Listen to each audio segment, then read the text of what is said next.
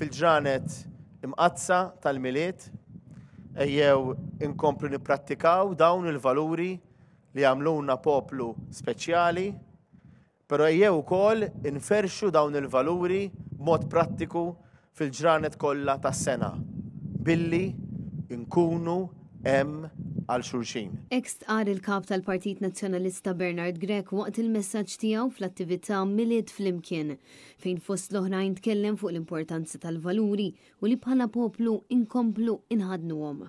Bernard Grech sostna fuq l-importanza li nkunu hemm għal xulxin, fejn fost l-oħrajn issemma l-maratona tal-Istrina li ssir l-għada tal-miliet, kif ukoll li nkunu hemm għal xulxin billi nagħtu il-ħin tagħna. F'dawn il-ġranet bħala poplu ejjew inkomplu nsostnu dan il-valur importanti li jiddistingwina mhux biss bħala poplu ma jiddistingwina bħala umani.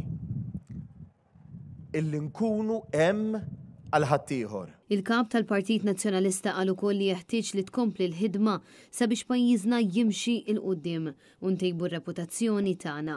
U affakkar ukoll f'numru ta' avvenimenti li ċelebrajna din is-sena fosthom l-20 sena misħubija fl-Ewropa, is-60 sena bħala pajjiż indipendenti kif ukoll 50 sena Repubblika. Ejjew naraw kif nistgħu nkunu aħjar, kif nistgħu nkunu aħjar bħala individwi imma wkoll bħala poplu Malti u Awċi, illi jieħu ħsieb l-identità tiegħu, li jieħu ħsieb it-twemmin tiegħu, li jieħu ħsieb il-kultura tiegħu, it-tradizzjonijiet, imma fuq kollox li jieħu ħsieb lill-art illi tant inħobbu. Min-naħa tiegħu l-Arċisqof Charles Scicluna ssaħaq fuq l-importanza tal-paċi u fakkar li hawn numru ta' pajjiżi li bħalissa għaddejjin mis-sitwazzjonijiet differenti fosthom il-Lvant Nofsani u l-Ukrajna.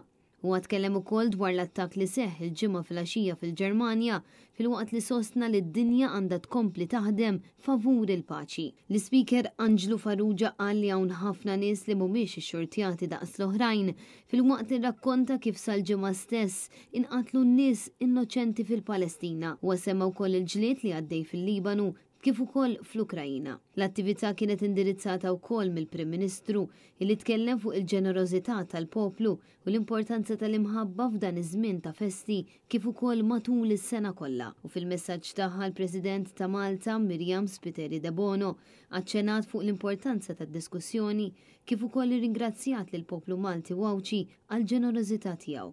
Dan apparti li saħqet fuq il-ħtieġa li nkomplu naħdmu favur il-paċi.